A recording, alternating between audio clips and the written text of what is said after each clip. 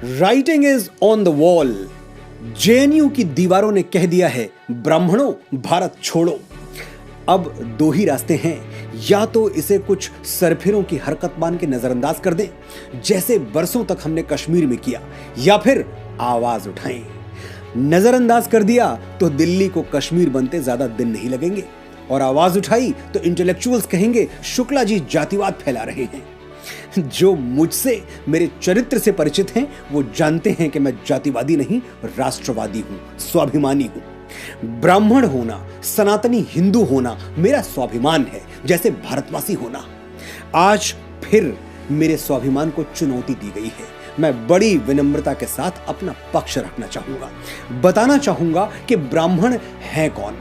ये नव जागरण का युग है, दुनिया बदल रही है, पुराने स्टीरियोटाइप्स टूट रहे हैं, टेक्स्ट बुक्स में बाबरों और शाहजहां के पन्ने घट रहे हैं, छत्रपति शिवाजी महाराज और लोकमान्य तिलक की धमक बढ़ रही है। तो ब्राह्मण कुल को भी अपने हिस्से का न्याय मिलना ही चाहिए। आज मैं आपको ब्राह्मणों के त्याग और बलिदान की वो सच्ची कहानियां सुनाऊंगा, जिन्हें झुठलाने के लिए विदेशी आक्रांताओं और देशी एजेंडाधारियों ने हमें बचपन से एक प्रोपोगंडा थ्योरी तोते की तरह रटा दी है। Once upon a time there was a greedy and wicked Brahmin। लेकिन तोते तो हम हैं नहीं, इंसान हैं। तो चलिए इंसानों की तरह पहले आरोपों को सुनते हैं, फिर सच को समझते हैं।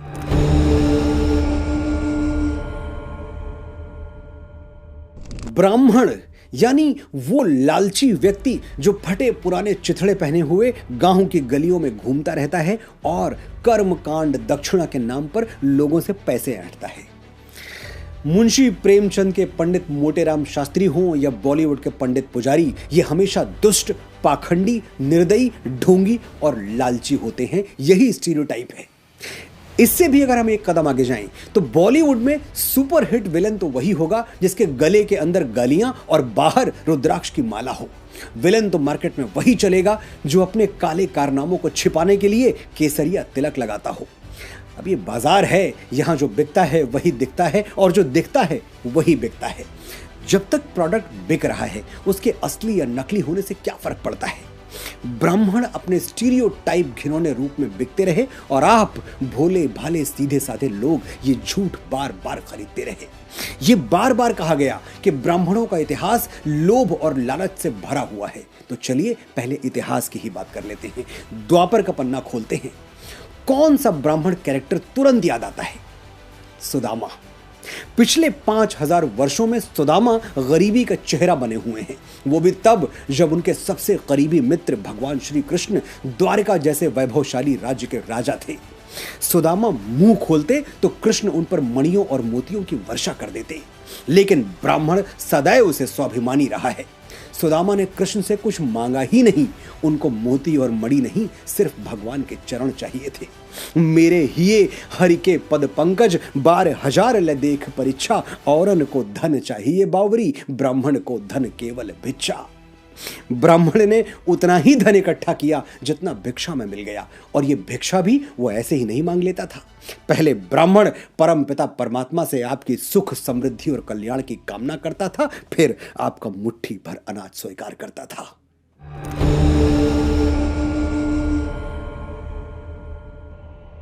कुछ लोग हैं जिन्हें भारतवर्ष में कुछ भी अच्छा दिखाई नहीं देता, लेकिन मैं और आप तो खुले मन से स्वीकार करते हैं कि भारत जैसी गौरवशाली संस्कृति दुनिया में कहीं और नहीं। तभी तो जो हमें लूटने आए, उन्होंने हमारे सोने चांदी से भी पहले हमारी संस्कृति को लूटना चाहा, हमारे ग्रंथ जला दिए, हमारे स्वर्णिम अतीत के चिन्ह मिटा दिए। फिर भी हमारे गर्व करने के लिए बहुत कुछ बच गया। अपना सब कुछ हूं लुटा चुका, फिर भी अक्षय है धनागार, पंडित अटल बिहारी वाजपेयी याद आते हैं। सवाल यह है कि जो बच गया वो बचाया किसने? ब्राह्मणों ने। वेद, पुराण, उपनिषद, रामायण, महाभारत, भगवत गीता, ऐसे ऐसे अनमोल सनातन ग्रंथ, इनकी पांडुलिपियों को इस्लामिक हमलावरों और अंग्रेजों से बचाने के लिए ब्राह्मण अपने प्राणों पर खेल गए। ब्राह्मणों का इतिहास में कोई योगदान नहीं है।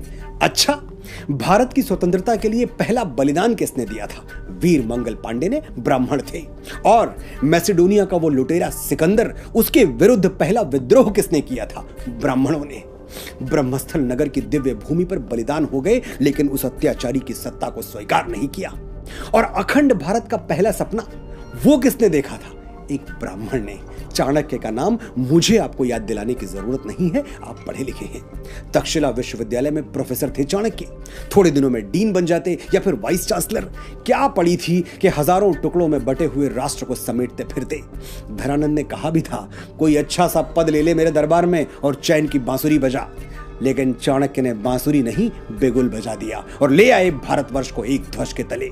सम्राट बनने की बारी आई तो चाणक्य स्वयं सम्राट बन सकते थे, लेकिन बने नहीं। बनाया किसको? एक निर्धन वंचित वनवासी को। इसी बात से मुझे अगला आरोप याद आता है, ब्राह्मण सत्ता के लोभी होते हैं।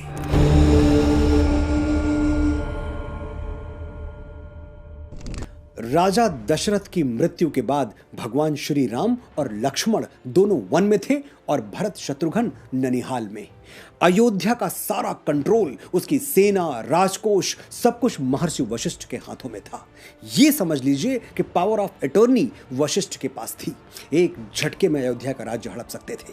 जाइए पढ़ लीजिए रामायण के 300 से ज्यादा वर्जन्स जो अवेलेबल हैं।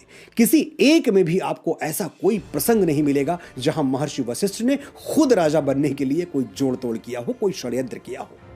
सच यह है कि ब्राह्मणों ने कभी सत्ता का लालच किया ही नहीं। हमारी प्राथमिकता सदैव महान सम्राट बनाने की रही है, स्वयं सम्राट बनने की नहीं। ये जो शब्द है ना, किंग मेकर, ये शायद हमारे लिए ही फ्रेम किया गया होगा। लेकिन फिर भी अगर मातृभूमि ने हमें राजत्व प्रदान किया, हमें राजा बनाया, तो हमने कभी उसके माथे पर कलंक नहीं लगने दिया। शुंग, कण्व, वाकाटक, पल्लव, कदंब और आंध्र सातवाहन वंश का इतिहास उठाकर देख लीजिए। महाराजा दाहिर से लेकर ब्राह्मण पेशवा बाजीराव बलाड़ की जीवनी पढ़ लीजिए। सिंहासन पर बैठे तो देश के लिए सर्वस्व दांव पर लगा दिया। एक और बात बड़ी गैर जिम्मेदारी से कही जाती है फूट डालने के लिए, कि ब्राह्मणों ने क्षत्रियों से, राजपूतों से हमेशा द्वेष रखा। मुझे फिर से पेशवा बाजीराव याद आते हैं। राजपूत राजा छत्रसाल का एक पत्र उन्हें भोजन करते समय मिला था। पत्र में लिखा था, जो गति ग्राह गजेंद्र की, सो गति भई है आज, बाजी जात बुंदेल की, बाजी राखो लाज। यानी जो दशा मगरमच्छ के मुंह में पैर फंसने पर बलशाली हाथी की होती है, वही दशा बुंदेलखंड की है। तुर्क फंगस खान ने बुंदेलखंड को घेर लिया है बाजीराव, अब बुंदेलखंड की बाजी तुम्हारे हाथ में है। पत्र पढ़ते ही बाजीराव भोजन छोड़कर उठ गए। किसी ने कहा, भोजन तो करते जाओ पेशवा। महान पेशवा बाजीराव बल्लाळ ने पलटकर जवाब दिया, आज मैं समय से राजा छत्रसाल की मदद करने नहीं पहुंचा तो इतिहास कहेगा एक क्षत्रिय राजपूत ने मदद मांगी और एक बेपरवाह ब्राह्मण भोजन करता रह गया। उन दिनों महाराष्ट्र से बुंदेलखंड पहुंचने में 10 दिन लगते थे, लेकिन प्राण जाय पर वचन न जाय, जिसका आदर्श हो इतना लंबा समय वो रास्तों पे खर्च नहीं करता। पेशवा बाजीराव ने 500 घोड़ों के साथ ये यात्रा मात्र 48 घंटे में पूरी की, वो भी बिना रुके, बिना थके। परिणाम क्या हुआ? महायोद्धा बाजीराव ने फंगस खान की गर्दन धड़ से उतार दी और राजा छत्रसाल सहित पूरे बुंदेलखंड को अभय प्रदान किया। राजा छत्रसाल ने ही कहा था, जग उपजे 2 ब्राह्मण, परशु और बाजी राव, एक डाही राजपुतिया, एक डाहे तुर्काव। यानी इस संसार में आज तक 2 सबसे अभूतपूर्व ब्राह्मण जन्मे हैं, एक भगवान परशुराम और दूसरे पेशवा बाजी राव। ये है हमारा गौरव, हमारा स्वाभिमान और मातृभूमि के प्रति हमारी कृतज्ञता। लेकिन आजकल कुछ लोग ब्राह्मणों के बलिदान और त्याग को सम्मान की दृष्टि से नहीं देखते, क्योंकि वो ब्राह्मणों को वर्ण विभाजन का दोषी मानते हैं।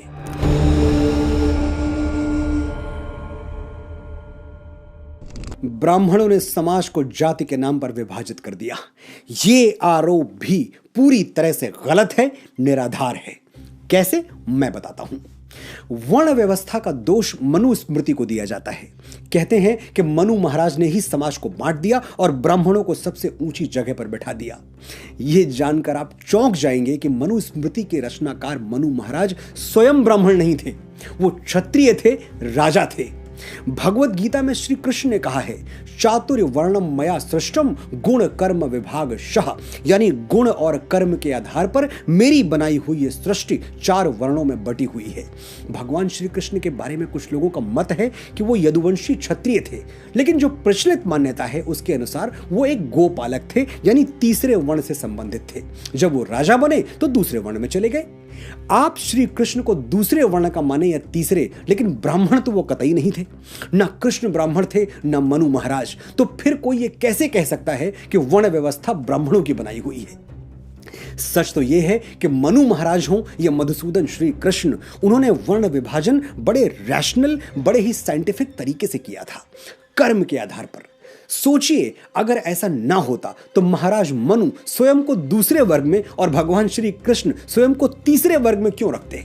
जब वही नियम बना रहे थे तो खुद को सबसे ऊपर रख लेते। कॉमन सेंस अप्लाई कीजिए।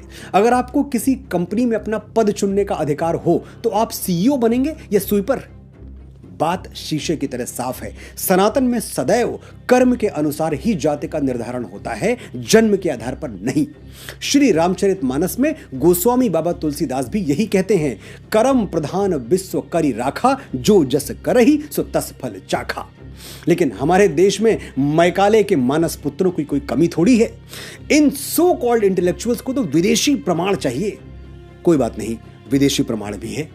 मेगास्थनीज की बुक इंडिका, मेगास्थनीज ने बताया है कि भारतीय समाज कुल 7 भागों में बटा हुआ है। दार्शनिक, किसान, चरवाहे, कारीगर, सैनिक, ओवरसियर यानी प्रशासनिक कार्य करने वाले, और अंतिम है पार्षद व मूल्यांकन करता यानी अच्छे चरित्र वाले बुद्धिमान लोग। अब आप ही विचार करिएगा, क्या ये 7 वर्ग जन्म आधारित हो सकते हैं? इस बात की गारंटी कौन लेगा कि दार्शनिक का बेटा दार्शनिक ही होगा या फिर पार्षद का बेटा पार्षद? इस बात की हमेशा संभावना बनी रहती होगी कि किसी एक परिवार में ही इन 7 अलग अलग डायमेंशंस के लोग रहते हों। एक और बात, मेगास्थनीज ने इंडिका में साफ साफ लिखा है कि भारतीय समाज में कोई भी ब्राह्मण हो सकता है। ब्राह्मण होना किसी वर्ग विशेष का एकाधिकार नहीं है। यदि आप ब्राह्मणों जैसी जीवनचर्या रखते हैं, वैसी तपश्चर्या रखते हैं, यदि आप ब्राह्मणों जैसा ज्ञानार्जन करते हैं तो आप ब्राह्मण हो सकते हैं। इसके लिए ब्राह्मण कुल में जन्म लेना बिल्कुल भी आवश्यक नहीं है, ये मेगास्थनीज ने लिखा है। तो एक बात प्रमाणित हो गई कि भारतीय समाज में कभी भी वर्ण जन्म आधारित नहीं रहे, हमेशा कर्म आधारित रहे हैं। इसलिए ब्राह्मणों को वर्ण व्यवस्था का दोषी साबित करना कोरी मूर्खता से ज्यादा और कुछ भी नहीं है। इस संसार में ब्राह्मण ही अकेला है जिसके पेट में रोटी भले ना हो, लेकिन होठों पर विश्व कल्याण की प्रार्थना हमेशा रखी हुई मिलेगी। पृथ्वी ही शांतिरापः, अनगिनत रिलीजन्स हैं दुनिया में, सब अपने अपने फॉलोअर्स के लिए कल्याण की कामना करते हैं, करनी भी चाहिए। लेकिन सिर्फ सनातन है जो पूरी पृथ्वी की शांति मांगता है। ये आवाज सिर्फ मंदिरों से आती है, और उन मंदिरों में कोई ब्राह्मण अपने कंठ से ये स्वर उच्चारित कर रहा होता है। और कौन है इस धरती जो रोज गाता है, सर्वे भवन्तु सुखिनः, सर्वे सन्तु निरामयाः, सर्वे भद्राणि पश्यन्तु, मा कश्चित् दुख भाग भवेत्, यानी सभी सुखी हों, सभी रोग मुक्त रहें, सभी का जीवन मंगलमय बने और कोई दुखी ना हो। ये सभी का मतलब समझ रहे हैं ना आप? सभी यानी छोटा बड़ा, ऊंच नीच, धनी निर्धन, ब्राह्मण गैर ब्राह्मण। और ये तो फिर भी मनुष्य ठहरे, सभी में तो अणु से ब्रह्मांड तक सभी शामिल हैं, चींटी से हाथी और गौरैया से गिद्ध तक सभी। ये हैं ब्राह्मणों के आदर्श, ये है हमारी एक दूसरे का हाथ थामकर आगे बढ़ने की भावना। इसलिए आज के बाद ब्राह्मणों पर टिप्पणी करने से पहले एक बार ये जरूर सोचिएगा कि जब भी सनातन और भारतवर्ष को तोड़ने की कोशिश की गई, तब ब्राह्मणों ने ही अपनी शिखा खोलकर राष्ट्र और उसकी संस्कृति को एक सूत्र में बांधा है। मैं गर्व से कहता हूं कि मैं ब्राह्मण हूं। मैं वो दधीची हूं जो विश्व कल्याण के लिए अपनी हड्डियां दान करने से पहले 2 बार नहीं सोचता। मैं वो परशुराम हूं जो श्री राम जैसे मर्यादा मूर्ति क्षत्रियों को अपनी सारी शक्तियां सौंप देता है। मैं वो चाणक्य हूं हूं जो एक वंचित वनवासी को उठाकर भारतवर्ष के राज सिंहासन पर बैठा देता है। मैं वो आदि शंकराचार्य हूं जो अपने असीम ज्ञान के प्रताप से समूचे भारतवर्ष को एक भगवा ध्वज के तले ला खड़ा करता है। मैं रामकृष्ण परमहंस हूं जिसकी शरण में आने वाला विवेकानंद हो जाता है। मैं स्वामी समर्थ रामदास हूं जो छत्रपति शिवाजी महाराज जैसा शिष्य देके इस धरा को धन्य कर देता है। मैं पेशवा बाजीराव बलाड़ हूं जो एक राजपूत राजा के स्वाभिमान के लिए थाली में सजा हुआ भोजन छोड़कर रणभूमि की ओर चल पड़ता है। मैं मंगल पांडे हूं जो स्वाधीनता के मस्तक पर तिलक बनकर जगमगाता है। मैं राजगुरु हूं, तात्या टोपे हूं, परमवीर कैप्टन मनोज पांडे हूं। मैं चंद्रशेखर तिवारी आजाद हूं। मैं वीर सावरकर हूं जो अंडमान की सेलुलर जेल में 2 कटोरी पानी पी के स्वाधीनता के स्वप्न को जीवित रखता है। मैं बाल गंगाधर तिलक हूं जो भारतवर्ष को एक बार फिर अपनी संस्कृति पर गर्व करना सिखाता है। मैं दयानंद सरस्वती हूं जो अंग्रेजों के पथभ्रष्ट किए हुए भारत को संदेश देता है, वेदों की ओर लौटो। मैं ही इस यशस्वी ब्रह्मकुल की बेटी रानी लक्ष्मीबाई हूं जो मातृभूमि की रक्षा के लिए फिरंगियों के बदन में अपनी तलवार का लोहा उतार देती है। हम ब्राह्मण हैं, जन्मजात तपस्वी हैं, जन्मजात साधक हैं। हम संगीत की साधना करते हैं तो तानसेन बन जाते हैं, स्वर साधना करते हैं तो लता मंगेशकर कहलाते हैं, और शब्द साधना करते हैं तो महाकवि कालिदास और गोस्वामी बाबा तुलसीदास के नाम से अमर हो जाते हैं। आर्यभट्ट, वराह मिहिर, श्रीनिवास रामानुजन, वेंकटरमन रामकृष्णन, हजारों लाखों यशस्वी ब्राह्मणों के नाम हमारे ब्रह्म पटल पर स्वर्णाक्षरों में अंकित हैं। मैं कितनी भी कोशिश कर लूं ये किस्सा रह जाएगा आधा। किस किस के मैं नाम गिनाऊं, सांसें कम हैं, लोग ज्यादा। ब्राह्मण भारतवर्ष का मस्तक है, ये मस्तक झुकना नहीं चाहिए। आपने बड़े धैर्य से सुना, बड़े ध्यान से सुना, आपका आभार।